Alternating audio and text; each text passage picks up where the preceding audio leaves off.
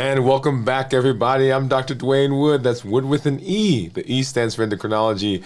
And here we are in this week's fasting check-in episodes again. And this is our Thursday episode. Right now, you are fasting. Right now, you've been processing, you have been looking at ketones, we've been looking at blood sugars together. And right now, we are deep into the transformative process that goes on in fasting. Blood sugars are stable, ketones are up, and the brain centers are right. They're right there. On Wednesday, we talked about why a holistic plan matters, why fasting doesn't exist in isolation. It lives inside a framework, a system, and that system is what we have introduced on Monday, the Limitless Living Health Action Plan. 7 core pillars that support healing, consistency, and long-term change. But tonight, we take a little slight step further because fasting isn't just a tool, it's also feedback. It tells you the truth about your habits. It tells you the truth about your systems. It tells you the truth about your stress. And if you listen closely, your fast will teach you how to improve your life. Hey, welcome back. Like I said, this is Dr. Dwain Woode. That's Wood with an E. The E stands for endocrinology. And here on the channel, I educate, I empower, and I encourage you to take charge of your health and your life, avoid complications, go to the next level. We are creating the life we've always wanted. We are living a limitless life. And limitless living says that we're not allowing anything outside of us or anything inside of us to prevent us from doing what we need to do to be healthy. We're presenting our best selves, our best health, and our best plans for our lives. Whatever platform you are joining us from, I welcome you, whether you are on Instagram or Twitch or LinkedIn, or whether you are here on Facebook or on YouTube. Welcome to the space. We're going to do like we normally do here. We're going to take a look at my blood sugars, take a look at my monitors, so you can see what's been going on. I've got my monitor, my Keto Mojo, and my Contour right here. We'll take a look. And then right below me, you see that is my Dexcom Clarity Report. And we'll walk through that together to see what's been going on. But we want to give a big plug for our health assessment or health action plan. And this is the plan that we have talked about over the last couple of days that we introduced back on our show on Monday, Dwain Woode MD Live. And that show really was the jumping off point for all the things that we're going to be talking about over the next several weeks as we talk about this pathway, this mini series, which is a pathway to say, how do I get started? If I'm interested in improving my health, if I'm interested in becoming metabolically active, if I'm interested in following a path within the limitless living idea, how do I get started? And that's what the health action plan is. And fasting is a component of that. If you will recall, on Monday we walked through the components of the health action plan, and we'll kind of go through that here again in a little while. But it is a huge component of what we are doing in this space. If you've not been following us, we completed our 100-day walk to consistency and health about 10 days now ago. We started our new series, which is Strength, Strategy, and Mindset. If you've not done so yet, I want you to get out there, and I want you to make sure that you are joining us. It is an amazing process that we're going through. In fact, let's see if I wasn't planning to do this, but I'm going to attempt to do this real quickly and see if I can do it without causing us any distress. I want to go ahead and I want to pull up so that you can see what we've been doing in that series. It is an amazing place to be in. As we walked, we have been talking about growing and becoming consistent and becoming efficacious. And then over the course of this series, and let me go ahead and do that. Let's do this. I think we can do it this way. All right, so we've been walking through putting together our routine. Remember, one of the pillars of the health action plan is walking. Another one is strength training. Another one is balanced bites, the things that we eat. Another one is fasting, right? Another one is rest. So all of those components come together as we are helping you walk through that process. You want to make sure that you are putting all the components into place so that we can be successful, so that you can have the best chance of success. And the series that we're doing right now, Strength, Strategy, and Mindset, is an amazing process, an amazing way for you to do that. So make sure that you get over to the channel. They're all there as you are incorporating these things into your daily life, into your schedule. There is some examples of how to do that, okay? So get over there. And so today, we are continuing our path as we use one of the tools, fasting, for setting ourselves up for success when it comes to our health. And we'll talk a little bit more about that here in just a minute. Let's go ahead and let's take a little look at blood sugars. Now, let me give you a little backdrop. So on our show yesterday, I said that I was about 21 hours of fasting at the time. And usually one of the things that happens to me is if I have to cook, I'm not such a good cook that I don't taste the food. And so yesterday, my wife usually makes lunch for my son. She said, hey, can you make it? Because some things were going on. And so I was cooking last night, and I was making some tofu. And of course, I tasted the tofu, and I'm not sure if you'll see blood sugars because I didn't know what it did because I didn't look back. But had some tofu, and so that would have been at, I don't know, actually I did it this morning. I said last night, but this morning, probably about 30 some hours into the fast. That was what happened then, and so now we restarted that fast, and so I'm here now, maybe 20 hours, 20 or so hours later, right? So over the course of, and I'll talk about that when we get into when we're listening to our body. I'll get into that again. One of the things I want to point out is that adjustments happen. And so we'll talk more about that. But anyway, so with that backdrop, let's take a look at blood sugars. And so right now my Dexcom, or my Libre, says that my blood sugar is 78. And you'll see right here, this little squiggly line is my blood sugar. And you see for most of the day, my blood sugar has actually been below 100. And in some parts of the day, actually dropped below 70. And that's the red part of the line that you see there. If I go over and pull up my Dexcom, we'll get a better idea of that. And let's look at 12 hours first. And I can put my finger there and kind of run through, and you can see what those blood sugars have been. That was this morning at 11 or so into the afternoon. And I think it popped up there right about 109. And you'll see all that down into 80s. And then later in the afternoon, 79, 70, 80, 80, 90, 98, actually up to 106.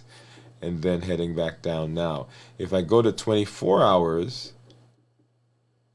you'll see there, and so most of that time, actually, we were in the 80s and 90s. If you remember our check-in yesterday, we were in 80s and 90s. So that the tofu really didn't change much. And this that you see right here, this spike, that is toothpaste effect, right? Isn't that amazing? So right around 6 o'clock in the morning, and then boom, boom, boom, boom, there it is, okay? And then, of course, started coming back down. Down. So that's what I have there. Let's go ahead and take a look at my blood sugars on my monitors. So I've got a Keto Mojo and I've got a Contour. Let's go ahead and grab from my handy dandy container. I've got a blood sugar strip for the Keto Mojo, and I think I should have, okay, there it is. This one is for ketones. And what do you think my ketones would be? You know, last night when we did it at 21 hours of fasting, it was 0.7. And then grab a strip for the contour. I thought I had one. There it is. All right, let's go ahead and drop this in here, and you'll see on my screen also the number for my so right here, that's my Libre, right? That guy right there. Okay, so let's go ahead and open this up if I can. So I am just now coming in from actually doing our episode that will air tomorrow of Strength, Strategy, and Mindset. And so my blood sugar actually was fluctuating over there. All right, so let's grab, this is my Lancet. Let's see, boom, boom, boom. So that's what that looks like. And I'm gonna pick this finger because this is the one that I don't use a lot, so it should hopefully give me a good, a good brisk flow. I hope so, because that hurts. Okay, yeah, there it is. And I don't use the lancing device, by the way, as you saw. I just take the strip, or take the lancet, and I just pop it in. And so 83 from the Keto Mojo. Contour is saying that right now we're 94. And then, of course, my Libre right here. So I'm going to take this out, grab the ketone strip, and drop that in here. And I should have another drop of blood. That worked fine. And let's get that in. Okay. So that is what, so what do you think is going to be? What are you think? Let's just look at it together. And ketones are 0.5, right? So right on the cusp, right at the separation between nutritional ketosis and normal, right? So 0.5 to 1.5 considered nutritional ketosis. Below 0.5 would be normal. Let's go ahead and let's hop over and let's take a look at blood sugars on my monitor. And this is my Dexcom Clarity report. And you'll see there that my average blood sugar over the last 2 weeks has been 105. 105 blood sugar with my time in range, 99% of the time I've been in the target. The target though is 70 to 180, right? So I've been in that target 99% of the time. If I were to get an A1C, then I would expect it to be around 5.8. So that's an approximation. We can't call it an A1C because it's a calculation, but I would expect that my number, my A1C would be around that. If I change to a 90-day, well, let's do a 30-day first, because that was the 14-day. A 30-day, still 5.8. If I go to a 90-day, then we'll see a 6.3. So 5.8 to 6.3 over 90 days with an average blood sugar of 125. Now, people will ask me sometimes, hey, how does the blood sugar correlate with the how does it correlate with A1C? And there is a formula, but a rule of thumb that I use is that if I start with a blood sugar, an average blood sugar, if you look at your monitors and you get all your numbers and your average blood sugar is 100, right? So if average blood sugar is 100, then your A1C is going to be about a 5. If your blood sugar is 125, then your A1C is going to be a 6. So for every 25 points that you go up, so 150, and of course my computers are racing as I go, 150, then A1C is going to be a 7. So for every point that you go up, then I'm expecting the A1C to go up. For every 25 in blood sugar, I expect my A1C to be 1 point higher. So in this case, 125, right? And we said that 100 would be a 5, 125 would be a 6, right? And we're saying here there's approximated a 6.3, which is pretty close. So that's how that works. And then if I take a look at my blood sugars, let's go ahead and pull that in. And this is over the course of the last day or so. And just as we looked at on my monitor, you see blood sugars in the low 100s would have been the highest. Like I think 118 was the highest I saw there. And that was right in the morning. Like I said, that was blood sugar. 122, due to toothpaste, and then dropping for the rest of the day. Right up now to about 112. If I go backwards, right, you'll see and this was when we did our check-in yesterday. We were in the low 90s, upper 80s. Once again, right here, this is toothpaste effect. So we were in the 90s and then popped up to 100. So if I go further back, right, so this right here was when I broke the fast earlier. So up to 131. 100, 100, 100, 125. And we usually tell people that we want their blood sugar to be between 100 and 120 when they wake up in the morning, right? So if I follow that reasoning, right? So I'm waking up right here about 100, 112, right? So right in there is when I'm waking up. And this is a toothpaste effect. Okay, so when I wake up, right, my blood sugar is right there. If I go back further, right, so this day, let's see, when I woke up, when was that, Monday? What was going on Monday? I don't remember. Okay, and then further back, waking up about 125, I think it was 125, 126. Right, and once again, there's my toothpaste. And for the rest of the day, right, so that was Sunday. Sunday was I think I told you we had homecoming, because that's what happened on Monday. Okay, and then Saturday we had people over, right? So we were cooking, and I broke my fast on Friday, right? Once again, cooking. And so you see those blood sugars getting up to the 120s. Anyway, so that's what's been going on blood sugar wise in terms of what's been happening over the last several days. So the reason that I show you this graph is looking at the monitor gives you a snapshot of what's been happening over the last couple of days. But I want you to see what's been happening continually over the course of the entire week, because that is a true indication of what the benefits are of fasting. Right? So this is fasting in real time. So sometimes as we talk about fasting, we talk about blood sugars, we talk about insulin sensitivity and so forth, it almost sounds a little nebulous, but I want you to be able to see exactly what happens to my blood sugar as I fast or as I break a fast, and you see that as well. And we'll come and we'll talk about that in just a sec. Let's go ahead and let's say hello. I do see some of our community members out there.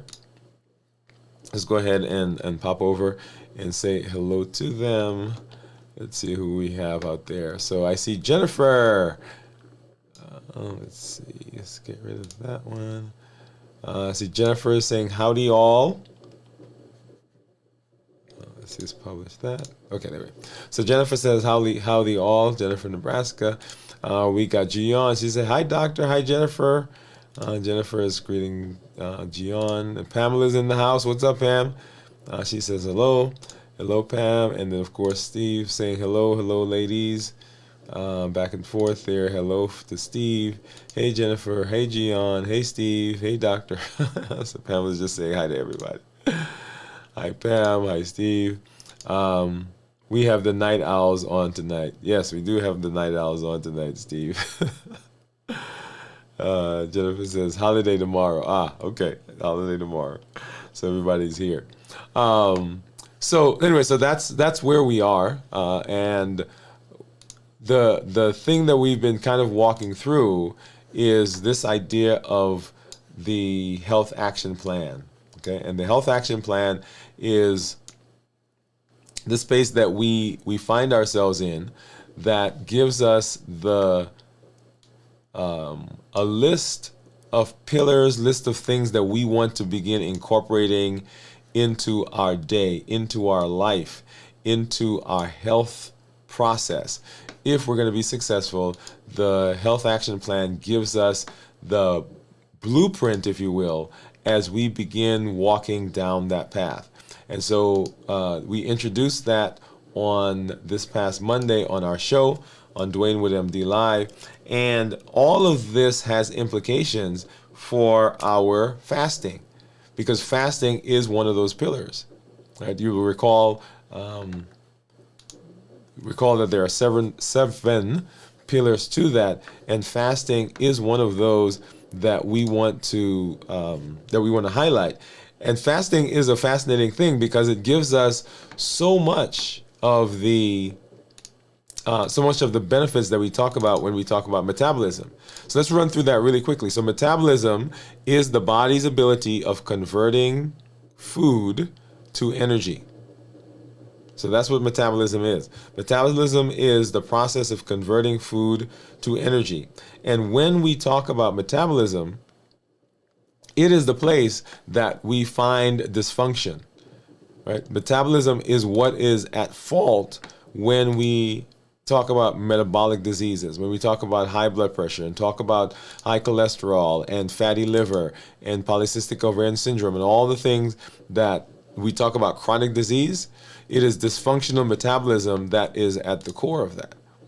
And so our goal is to, here in this space, to get the best possibility of success. And so we are working on doing that. And we introduced the health action plan. And you recall that there are seven pillars to that. You see those there on the screen. Walking, balance bites, strength training, fasting, rest, mental mastery, and of course, structure and planning. And tonight, what we want to talk about is we want to talk about fasting and what fasting tells us. We're going to talk about fasting and what fasting tells us in our health and how we can improve that.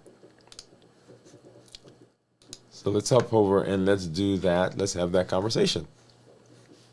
So your fast, when you're fasting, and we mentioned a little bit about this before, your fast is talking to you. And the question is, are you listening? During the fast, your body is whispering and sometimes yelling important signals. And each one ties back to one of the pillars in your health, in the health plan. So let's break those down. So when you're exhausted, right, that's a real pillar saying we haven't been getting what we need. Tomorrow we're going to do a full review of fasting. And one of the most important things that we talk about there is we talk about rest. So we haven't been getting enough of what we need. So fasting reveals that. It reveals the fact that, you've been using caffeine, right, to basically prop you up rather than resting. And most people don't get the number of hours that we recommend. And so they're tired, and so they use caffeine, they use sports drinks, they use all kinds of things to prop them up. But when we're fasting, because we're not taking in the calories, and often we're not taking in the coffee. We've said that you can use black coffee, but a lot of people don't do that. So now they don't have anything. And so when they're fasting, now they're like, wait a minute, why am I so exhausted? Well, they're so exhausted because they've been using caffeine to boost them. And now that they're not using that because they're fasting, guess what? There it is. Okay. So cravings. When you're craving things, that may mean that you're not having a balanced meal, balanced bites, right? So we're talking about how they all fall into place with the pillars. You're not doing, during your eating window, you are not taking in the nutrients that you need.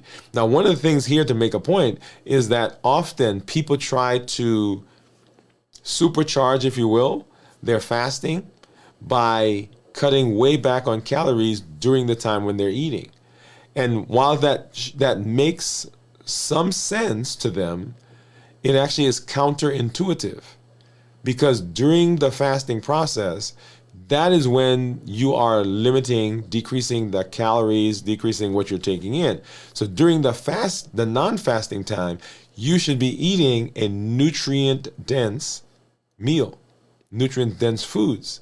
So not that you are making up in the eating window for the fasting, right? Because I've done that before. And what that looks like is, man, I haven't eaten for 3 days. So all the food that I'm going to eat right now during my regular eating time, I'm going to eat that. And I'm going to go back and find the food that I didn't eat, and I'm going to eat that during this period. Now, that's not what we want you to do, right? So fasting should be a thing in itself, and the food that you don't eat during fasting, we're not trying to make it up during the time when we're eating. But we do want to make sure that the things that we're eating are nutrient dense, because if we don't do a good job during that time when we are fasting, then the fasting doesn't go well, because we're craving, because we're not, because the body is saying we need energy, but because the body is deficient in something, whether it's a vitamin, whether it's a mineral, even fluids and electrolytes. Okay? So maybe yesterday's meal didn't have enough fat. Maybe it didn't have enough protein. And now in this process, you are craving. Remember, fat and protein will slow your digestion down.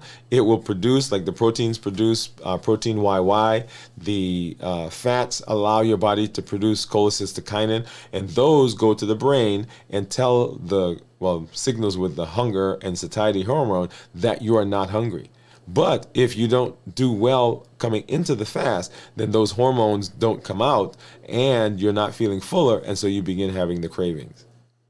Right? Maybe you're undernourished. Maybe you're underfed. And by undernourished, in terms of those calories, in terms of those nutrients, right? Most of us have enough caloric content in our body to not have that issue, right? They say most people have quite a bit of excess energy stored in their body in the form of fat and weight. Remember that each pound has about 3,500 calories in it. So if you're 10 pounds overweight, we're talking about 3,500 times 10. Most people use about 2,000 calories per day in terms of their energy requirements, or they eat about 2,000 calories per day in terms of energy requirement, and their BMR uses about that. So if you have 3,000 in a pound of fat and you only use 200, right, or 2,000, that means there's 1,500 left every day that we're not using. And then we come back and we put more in. Well, that's a whole nother conversation. Okay? All right. So feeling emotionally raw or moody. So we're talking about signals or whispers that the body is giving us. Are you listening? Right? So feeling emotionally raw or moody. That's mental mastery. The fast strips away the buffers. Now your emotions are loud. It's not failure, it's exposure. And exposure is an invitation to heal. Remember, when you fast, it is a mirror. It is telling you where are the places where you need to be paying attention. So all of a sudden, I don't have the food as a buffer anymore, and so I've got to face those emotions. And we're like, wait a minute, oh man, this is interesting. So fasting does that. When you're distracted, you're wandering through your day, that might reflect an issue with your structure and your planning, right? So now I don't have the food that I normally use to pacify myself because I'm bored, because I don't have friends, I don't have hobbies, I'm just sitting at the house now. And now fasting reveals the fact that I don't have structure, I don't have a plan. Fasting makes it obvious when you haven't set your day up with intention. So remember, your fast is a mirror. And in this space, right, in this show, what we're doing is we're looking at that to see what does it tell us about our health action plan? What does it tell us about what needs more attention? We think fasting is just about not eating, but no, fasting tells us a whole lot more. It is diagnostic. Right? So how do we adjust our plan in real time? Let's see. Let's go back here.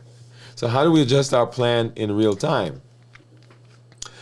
So let's back up for a second and let's talk about fasting and what fasting is and what fasting should be. And I shared with you that as a part of our family structure, right? My wife cooks, I cook. And so yesterday I was out doing one of our episodes, and I usually do it in the back, and sometimes I'm doing it late at night, and the light is on, and it shines into our room because it's the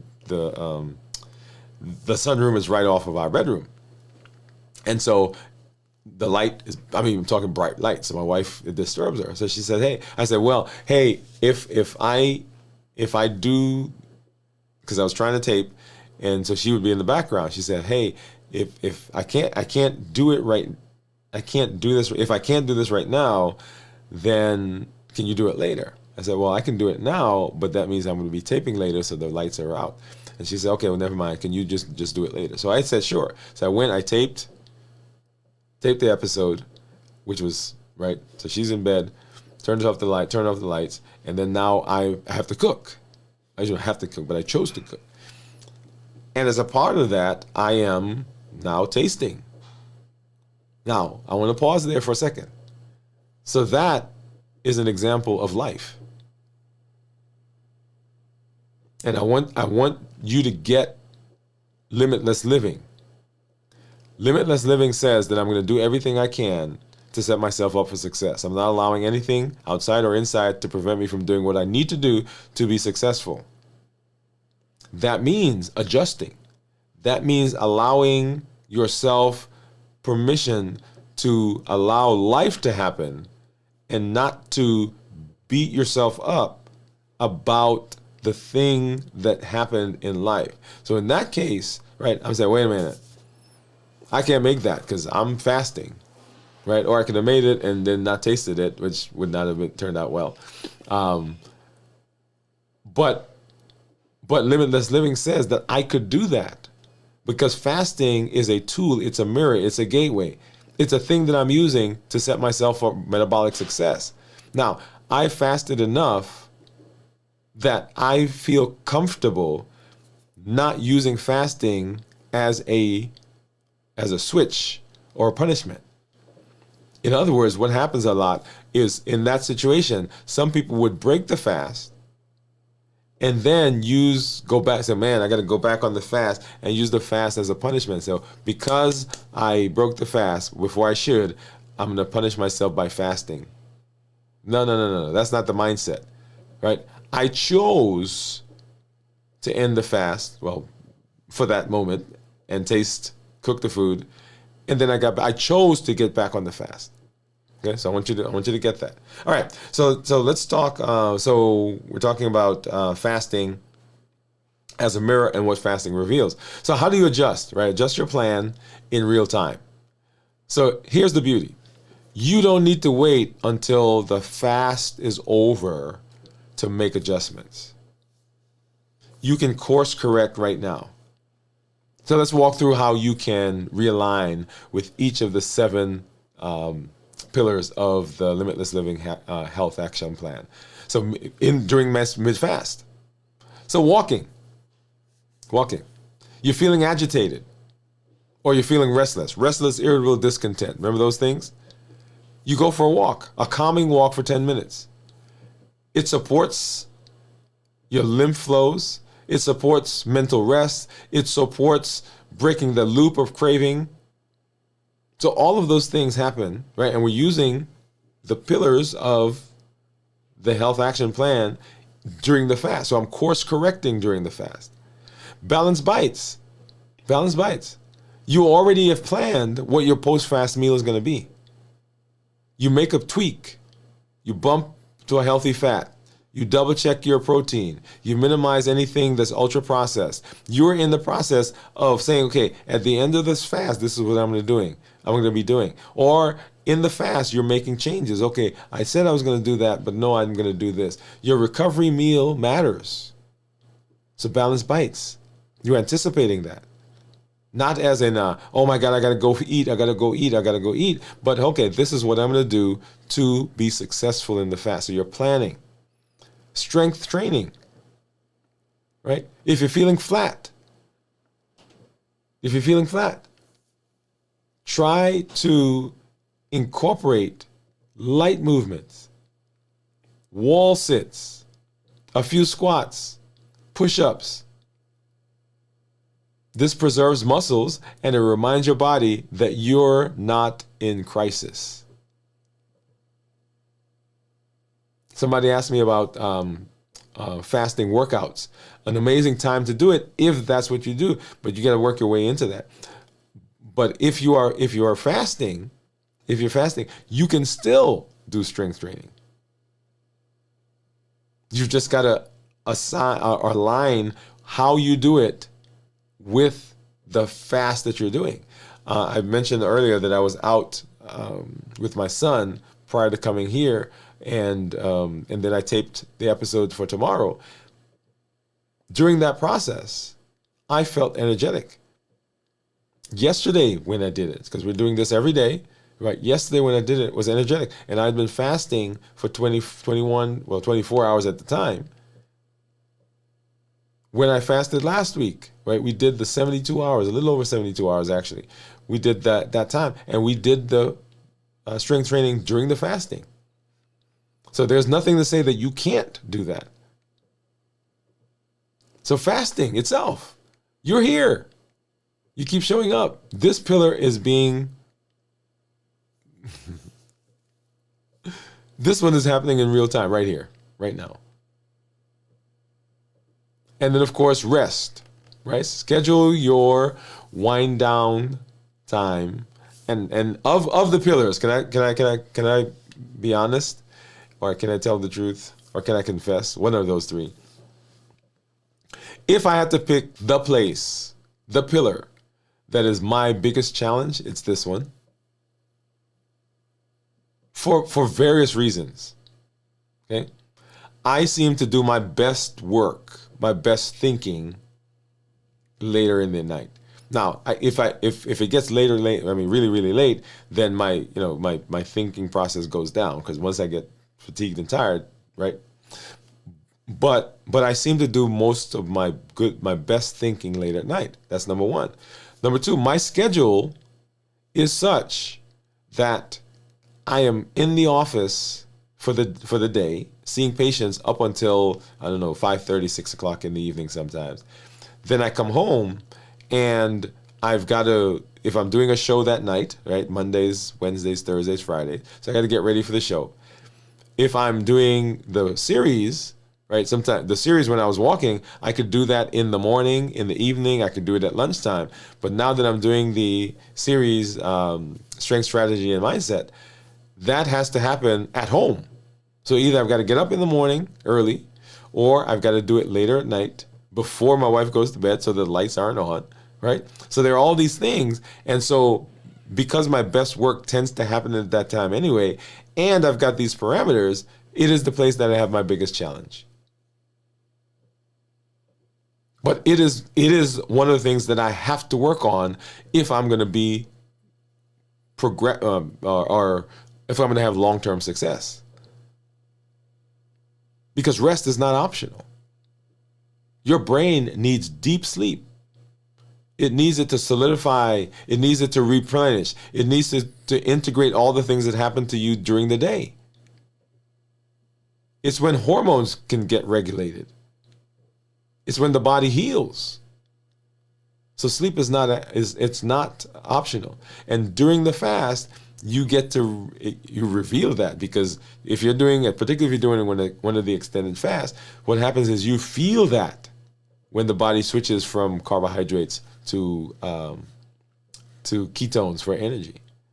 All right, mental mastery.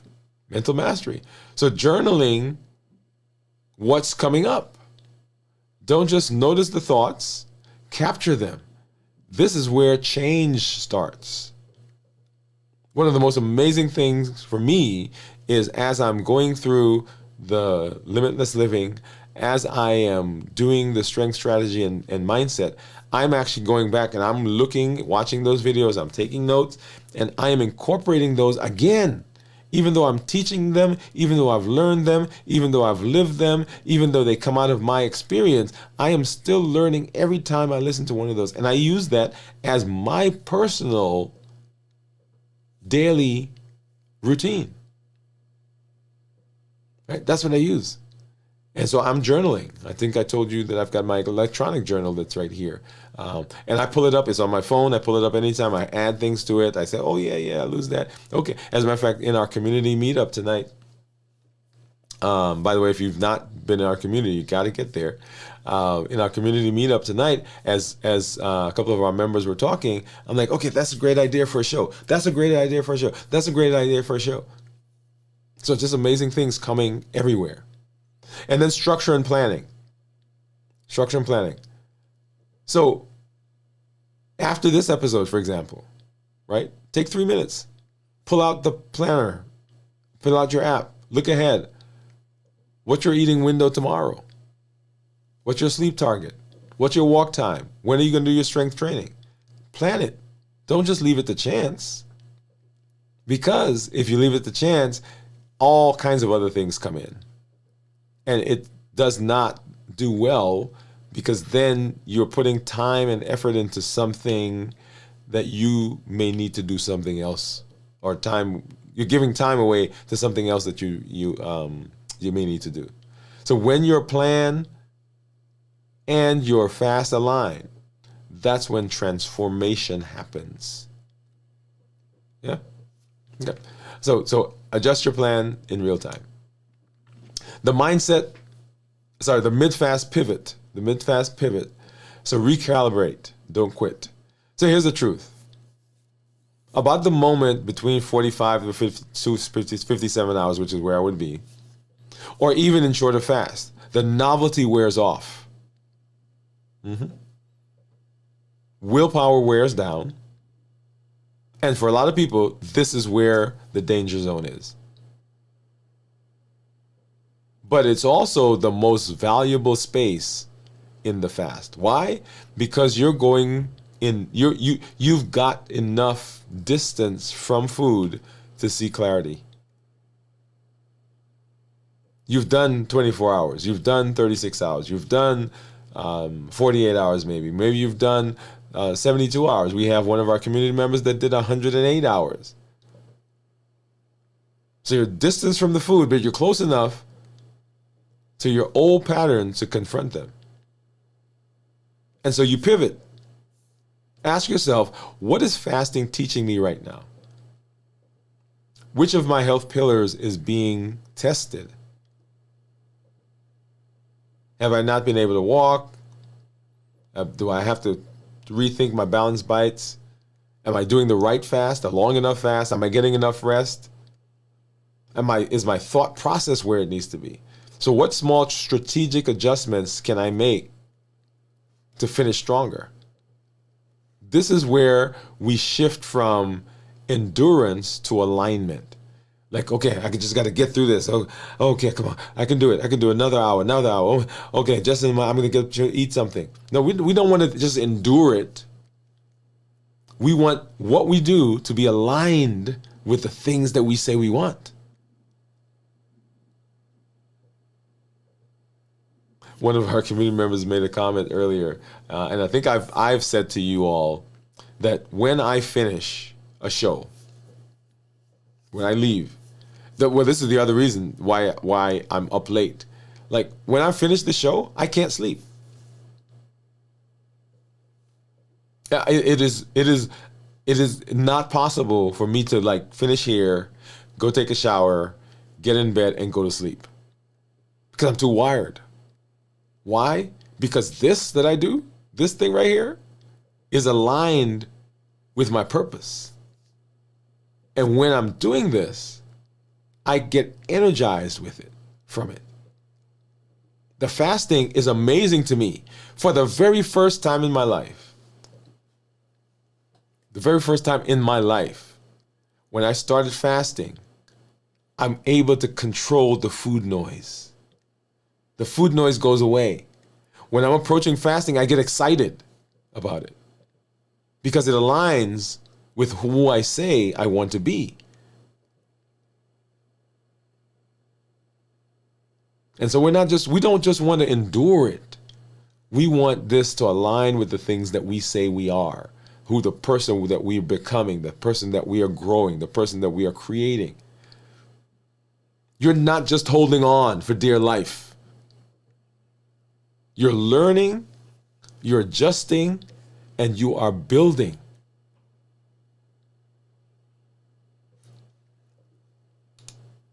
And so align your fast, upgrade your plan. So here's your takeaway. Your fast is not just a waiting period where I'm just waiting to get through this because they say I'm going to get some benefit.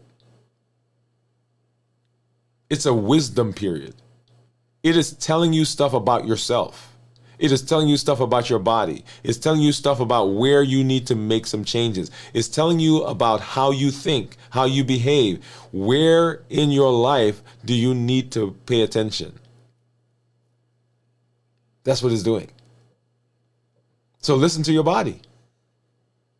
Begin aligning your plans with what you say your purpose is. And use every signal, every craving, the fatigue, the hunger, the emotional stuff that happens. Use it as information. Don't get mad at it. Say, man, this fasting made me so emotional, or this fasting made me feel so tired, or this fasting, whatever it is, whatever the fasting does. Say, well, hey, wait a minute. What is it? What is this telling me? Now that I'm feeling this, now that I'm seeing this, now that this is affecting me in such a way, what is that really telling me? And here's a key point for you and a key point for me. I had to internalize this. Like I said, when I'm going into a fast, when I'm in a fast, the food noise goes away, and I anticipate getting into a fast. I was using the fasting to escape the food.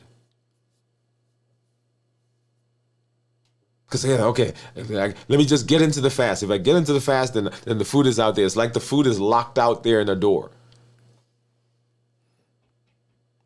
So you're not fasting to escape food. You're fasting to upgrade your life. Because there's a reason that the food noise is there. And when we are fasting, it allows us to begin zeroing in on that reason. So as we head towards our finish line, so tomorrow, as we do our complete fasting review, I invite you to revisit our show that we did on the Limitless Living Health Action Plan. See which pillar your fast is asking you to strengthen. This is not just about abstaining. It's about aligning. This is the moment to become intentional.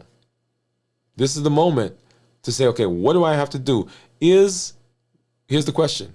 And this is the one I want you to ask. What does limitless living look like in this situation? Right? That's the question I ask myself. What does limitless living look like right now? And a part of that is the health action plan. So what does limitless living look like for my health? And begin looking at those and seeing, what do I have to do to be in that space? Yeah. So we'll be back tomorrow as we do our fasting review, and we talk about how we begin building a complete health strategy. How do we incorporate this into our strategy for fasting? How does it impact the health action plan? It's a major component of it. We spend a lot of time talking about it. And I want to make sure that we're doing it well and that you're having the best success in your life. Awesome. All right, so let's go back and let's see. Let's look at our comments. See who of our community members. So let's see. So Jennifer was out there. We said hello to her. And Jennifer, she's a night owl. And she got. Oh, Jennifer saying good night. Good night, night owls. And Steve was saying good night to Jennifer. Good night, Jennifer. Gian says good night, Jennifer. Yes. All right. So our platform, the Triple E Formula for Success, all that we do is built on these three premises: that we educate, we empower, and we encourage. We educate with the shows, we educate with the podcast, the blogs, all the things that we have out. We empower with the tools that we're learning. Powerful tools that we have: our 100-day walk to consistency, strength, strategy, and mindset that we're doing right now, Balanced Bites, which we've talked about and we'll do more shows on, the fasting episodes that we do. All of those are tools, and the tools allow you to put into practice the things that we're learning. That's why the Health Action Plan is so important, because it is practical steps, practical things that you do that you can do on a daily basis that implements all the stuff that we're learning in the education. The education changes our mindset. It gives us a different way of thinking about things. It helps us to understand our bodies. It helps us to understand how various things that we do or eat or procedures that we have will affect our body. That's what the education does. You cannot start the process without changing education. But once you have the information, once you have the data, the thing that you've got to do is put your action into it, because the action is what infuses it with power. Right? We say we educate, we empower. The empowerment comes with action that is from your behavior. And then we encourage. We encourage with the community that you are part of, the community that we are building. We love this community because the community is super one. If you've not been into our community meetups, make sure you do that. Make sure you join our community. You see a join button somewhere on your screen there to join our community and become a part of this amazing group that we have. We had our community meetup every Thursday. We had it just a couple hours ago, actually. So tonight I did several things. We did a community meetup. We did the episode for the strength, strategy, and mindset, and of course here now this show. But it's amazing the benefit that we get from the community. There are stories about people who are having some successes and having some connections and having breakthroughs that are inspiring. There are people who are having successes for challenges that they've had for a long time, and they are not the only one. A lot of people are having those challenges, and when you're in the community, you get to get the encouragement. You get to get somebody who pulls you along, pushes you, allows you to lean on them, and you get to see successes in real time, because there's nothing like seeing somebody who's been successful to make you say, okay, if they can do it, I can do it as well. We educate, we empower, and we encourage. And the other thing I want you to remember is that a lot of times we spend our time worrying about things that never come true. And the number is 91.4. 91.4% of the things that you worry about, 91.4% of the things that we stress about and are anxious about, 91.4% of that does not ever come true. And a big portion of what drives our dysfunctional metabolism is the buffering that we do. And we buffer because of 91.4. 91.4. And so if we can deal with the 91.4, then we're setting ourselves up for success. Because if we deal with that, we don't have to buffer. If we don't buffer, then we're not putting ourselves in the metabolic space of having all the metabolic issues that come along with that. High blood pressure, high cholesterol, diabetes, fatty liver, polycystic ovarian syndrome. And I can go on and on and on and on and on about that. But 91.4%. You have the ability to make a choice.